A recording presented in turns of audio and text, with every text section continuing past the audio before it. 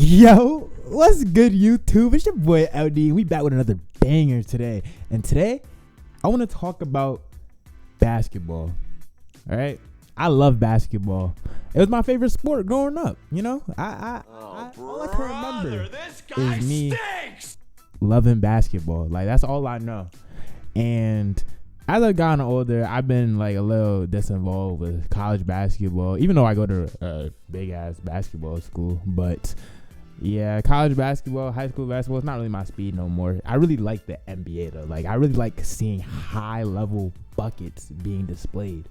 And the more I watch the NBA, the more I realize NBA product is cooked. Okay, now I'm not gonna sit here and say that it's like unwatchable because I'd be lying. Obviously, it's watchable. I watch it all the time. But I want to break it down further just so you guys realize where I'm really getting at.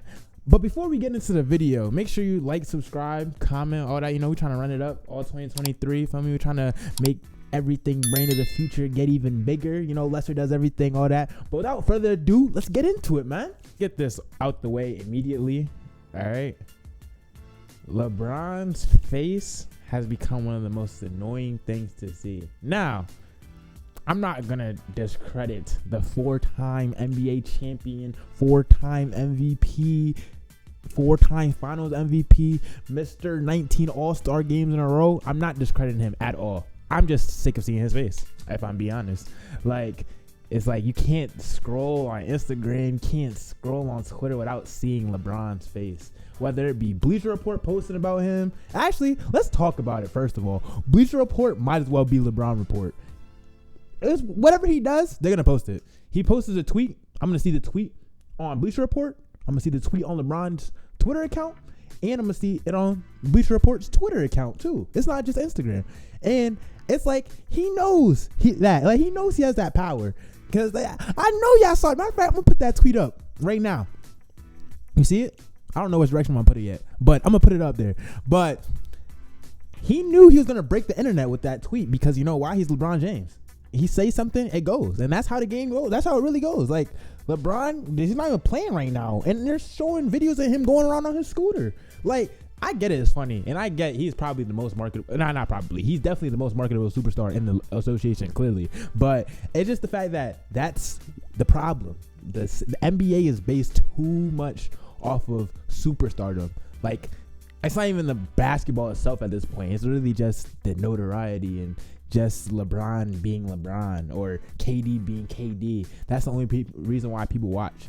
I think it would be a lot better if we had more team narratives going on or team success, because then basketball would be a lot more enjoyable for people like me who actually love the game, not just the player or just the team. But I love the sport of basketball in general, and I can appreciate good basketball when it's being played. Like, shout out to Sacramento Kings. Like, most of y'all are probably new, but I've been rocking with De'Aaron Fox for a minute. So seeing the Kings do well, it makes me happy. But at the same time, I don't think they're getting enough credit. They're the 3 seed in the West right now. Like, it's crazy to me that how delusional we can get about basketball. Like, there's really people talking about LeBron getting ring 5. Bruh. With what team? Not the Lakers. Like, what? Like, when have we? Right now they're 11th seed, so I'm gonna call them 11th seed. But I don't know how it's gonna work, depending on when I drop this video, depending on when this happens. But regardless, when have we ever hyped an 11th seed so much to the point where we think they are contenders? Never. And the only reason why people think they're contenders is because LeBron James is on that team, and the Lakers have been bad for back-to-back seasons. This isn't nothing new, and it's especially hard to talk about basketball with people who don't even like teams. They just like players. Like, yeah, I'm a Clippers fan, and it's been rough. But it's okay, because I could take that pain, because I know I actually have a squad. I mean, I'll argue with my friends all the time talking about basketball and be like, oh yeah, that's why you're a Clippers fan. They can't even say it back because they're not even fans of teams for real. They just like players. Like, the worst is a LeBron fan, because it's just so hard to be right in an argument with them, because LeBron, he's legendary, goated, I might say. And what can you say at a certain point when it's like, oh yeah, well your organization doesn't even have a ring. Yeah, I know that, but like, damn, you gotta bring it up every time. Like shit. I just want to talk about. I want to talk about the games we saw yesterday. I know Clippers are a property franchise, and that's fine, but it shouldn't be to the point where you could say that and the argument's just no at that point. Like, we need better basketball discussion. And that leads me to my next point. The NBA media is cooked. And I'm going to tell you exactly why. Everyone now can talk about basketball. Like, it's a lot easier to have a platform today than it was even a couple years ago. We have so much access to new technology. People could produce their own videos. They could say what they want on their own podcasts and stuff. But I think that's also the problem. You have too many people talking about basketball who don't know enough about basketball. Wait, don't you have a TikTok talking about basketball? Yes. And what about it? I haven't used it in a while, but it's something as simple as that. Like, even people who don't, and that's the problem too, it's the people who don't watch basketball who make these outlandish takes, and it's like, I can't tell if you're serious or you're trolling, and that's the problem. There's like literally, I'll scroll on Twitter and we could be talking about Jason Tatum having a 50-point game, let's say. It's like, oh, he didn't do that in the finals though.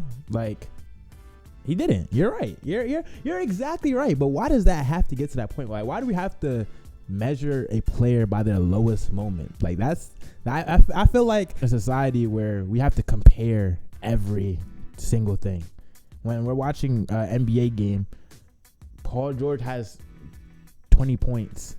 Oh, Devin Booker had 21 though. Like, it's okay to like multiple players. It's okay to enjoy basketball. It's okay to watch good basketball. It's not everything has to be legacy defining, and that's the problem right there. Everyone wants everything to have such crazy stakes. Like, it doesn't have to be like that. We can just go game to game and just observe what's going on. Like, I'm a very avid basketball watcher. Like, I watch a lot of NBA games, and it's just cool to see that players are balling. Like take this for example. Like, my favorite player of all time is Chris Paul. In the past couple of years, Chris Paul's had his triumphs, he had his failures, but like, as soon as I stopped trying to push that he was the best point guard in the league, this is back in 2016. I used to, matter of fact, let me put a little anecdote in this. All right. So back in 2016, right? I used to argue, no, not even 2016, 2015, around that time. I used to argue up and down Chris Paul was the best point guard in the league. And it was tough because Steph Curry was really cooking his boots every opportunity he got. And it's just so hard. Like, it got to a point where I couldn't even defend him no more. It's just like, I guess Steph Curry really is better than him. But now I've grown to see that, and I'm fine with that, Like, just because Steph Curry is a phenomenal basketball player doesn't take any away from Chris Paul. And that's exactly how it should be, Like, sometimes it's okay to admit that your favorite player is not the best player. That's all. It doesn't matter. It just matters about what they do and how it impacts the way you like basketball. So if you like watching Trae Young go out there every night, enjoy it while it lasts. There's gonna be a day when Trae Young doesn't pick up a basketball again, and you'll be like, damn, maybe I shouldn't have been hate watching. But till that day comes, we'll never know. And this is probably the worst part about the media, the GOAT debate. It's tired. I like I mentioned earlier, I was doing a little TikTok basketball thing for a little bit, and it just got to a point where I couldn't do it no more. Like, honestly, it was hard getting out content. I didn't know what to talk about, and everything. Like, if you wanted your TikTok content to bang for real, it either had to be LeBron praise, LeBron hate, or a GOAT debate. All my most viewed videos on my platform, majority of them had to do with either LeBron or Jordan in a GOAT debate or something along those lines. And it just got to a point where I'm tired of it. Like, I still got Jordan to GOAT. I'm sorry, but I don't care to argue about it anymore, because especially it really doesn't matter in the grand scheme of things. Like, it all comes down to personal preference at the end of the day. I do think there's a right answer, but like, there'll never be a point where everyone agrees who the GOAT is, honestly. Yeah, after all the GOAT debate arguments and stuff like that, it's not fun anymore. It eventually just comes into who can bash this player the hardest competition, and it's real nasty. It's real nasty. I don't like having to put down another player to prop another player up. So it started this basketball discourse era, and it's just unfortunate. And a lot of the GOAT debate comes with storylines, and that leads me into my third point. I just hit my face on the mic. There's too many storylines in the NBA. Like, it's actually ridiculous. I think this is the main problem. A lot of times, it's a storyline that's pushing something in the NBA. Like even this season, it's been so many storylines that you kind of forget about them. Like, are we gonna forget about the Draymond Green and Jordan Poole incident? Like, that was one of the biggest things in the summer. Now nobody even talks about it. You know why? Because everything is just is reactionary. It's nothing of substance either. Like, it's just so weird to have to feed into storylines to enjoy the NBA. Like, it's really not to that. Like, so a perfect example of a person who fell victim to a storyline is Kyrie Irving, the villain earlier in the season, and it's because of the NBA storylines, the way that people want him to look.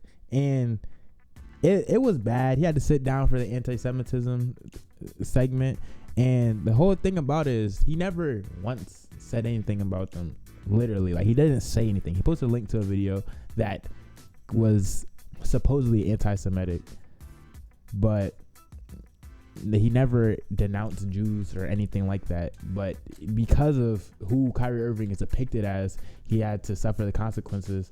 And that's a whole different video. Actually, I have another video talking about it. But just for the fact that the only reason why that's possible in today's NBA is because of how fast media spreads. You want to see another example? Look at Ja Morant.